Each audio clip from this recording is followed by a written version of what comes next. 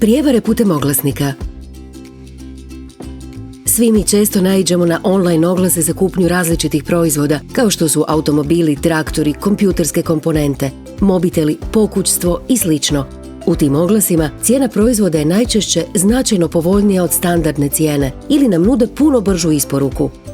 Primjerice, želite iskoristiti takvu priliku i izvršavate uplatu na račun prodavača, nakon što plaćeni proizvod nije isporučen već nekoliko dana, ili nakon što izvršite još jednu uplatu za kupljeni proizvod i svejedno ga ne dobijete.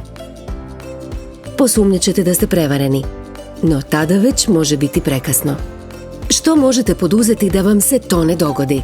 Provjerite radi li se o autentičnoj i verificiranoj stranici za oglase i njezine recenzije, o istinitim podacima iz oglasa usmenim putem. Nemojte uplaćivati novac za stvari iz oglasnika unaprijed, već isključivo pouzećem. Za rezervacije automobila, mobitela, kuća i sl. Bez da ih prethodno vidite uživo.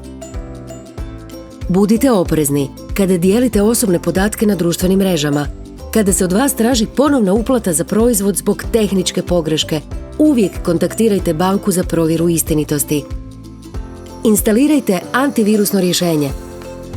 Redovito radite sigurnosne kopije. Redovito primjenjujte sigurnosne zakrpe. Koristite lozinke koje imaju minimalno 8 znakova, te sadržavaju kombinaciju velikih i malih slova, posebnih znakova i brojeva.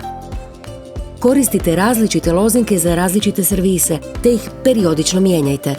Ne otvarajte privitke u mailovima koje ne očekujete i ne klikajte na poveznice u takvim mailovima. U slučaju prijevare, slučaj odmah prijavite banci kako bi prijevara bila evidentirana u najkraćem roku. Slučaj odmah prijavite nadležnim organima MUP-a. Vaša sigurnost nam je na prvom mjestu.